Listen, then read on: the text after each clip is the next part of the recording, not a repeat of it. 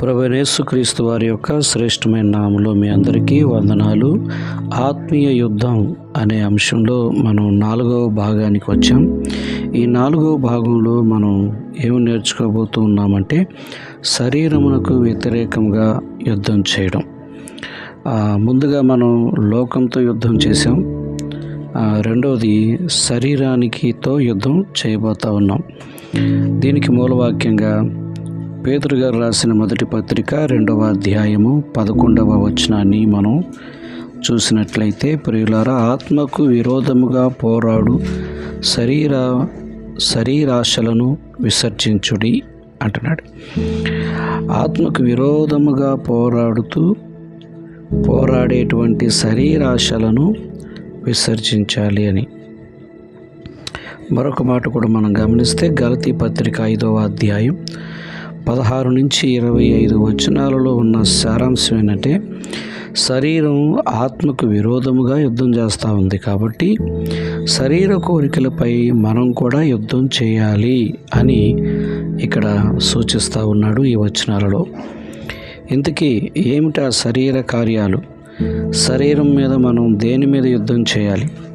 శరీరంలో ఏమిటి యుద్ధం చేయవలసిన పరిస్థితులు అని మనం గమనిస్తే గలతీ పత్రికలో 5వ అధ్యాయం 19-20 వచనాలలో చాలా క్లుప్తంగా కొన్ని విషయాలు రాయబడి ఉన్నాయి.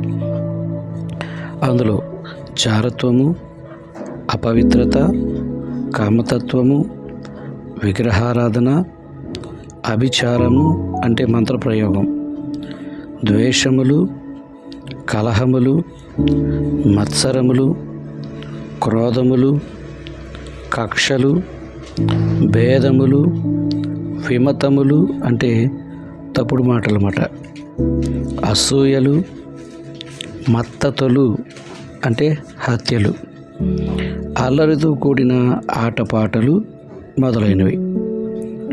కాబట్టి వీటినే మనం విసర్జించాలి, లేదా వీటినే చంపాలి, వీటి మీదే మనం పోరాడాలి. ఇది ఎలా సాధ్యమవుతుంది అంటే పవిత్ర జీవితం ద్వారానే సాధ్యమవుతుంది. అందుకే పౌలు దీని గురించి ఏం చెప్తా ఉన్నాడంటే, రోమాపత్రిక 8వ అధ్యాయం 13వ వచనంలో, ఆత్మచేత శరీర క్రియలను చంపిన ఎడల జీవించెదరు అంటున్నాడు.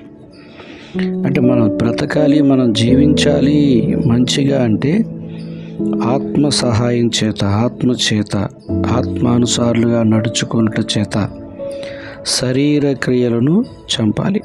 ఇంకొక దారి లేదు. ఆత్మానుసారులుగా నడుచుకోవడం ద్వారానే ఈ చెడ్డ నడకను చంపగలం. ఆత్మ సహాయంతో మాత్రమే ఈ శరీర క్రియలను జయించగలం. అలాగ శరీర క్రియలను మనం బలహీనతలను యుద్ధం ద్వారా చంపివేసినట్లయితే మనం ఉన్నతమైన జీవితం, గొప్ప జీవితం, పరిశుద్ధమైన జీవితం, పరలోక జీవితం, శాశ్వతమైన జీవితాన్ని జీవించడానికి అవకాశం ఉంది. జీవించడం అనేది జరుగుతుంది. సో కాబట్టి మనము వరముగా పొందిన ఆత్మ, బాప్తిసం ద్వారా మనం పొందుకుంటున్నాం కదా వరముగా పొందిన ఆత్మ మనలను నడిపించును, నియంత్రించును, నింపును, బలపరచును, అభిషేకించును, ఆదరించును, బోధించును, జీవింపచేయును, శరీర కార్యములను నాశనము చేయుటకు సహాయపడును. కాబట్టి వరముగా పొందిన ఆత్మ మనకి ఇన్ని రకాలుగా సహాయపడతా ఉంది. ఇంకా చాలా ఉన్నాయి. అందుకే ఆత్మానుసారులుగా నడవడం ద్వారా చేయించగలుగుతామని పౌలు అంటున్నాడు. ఆత్మానుసారులుగా జీవించడమే ఈ యుద్ధం యొక్క ప్రాముఖ్య లక్షణంగా కనబడతా ఉంది. సో పరిశుద్ధాత్మని యొక్క సహాయం ఎంతైనా ఈ యుద్ధంలో మనకి అవసరంగా ఉంది. అందుకే పౌలు ఆత్మానుసారంగా జీవిస్తూ శరీర కార్యాలపై యుద్ధం చేసి జయించవలసిన వారముగా మనం ఉన్నాము అని చెప్తా ఉన్నాడు. కాబట్టి ఈ ఆత్మీయ యుద్ధం అనే పెద్ద అంశంలో ఈ 4వ భాగంలో మనం శరీరానికి వ్యతిరేకంగా పోరాటము అన్నది చూస్తూ ఉన్నాం. మొదటిది లోకం మీద పోరాటం, రెండవది శరీరం మీద పోరాటం, మూడవది సాతాను మీద కూడా పోరాటం.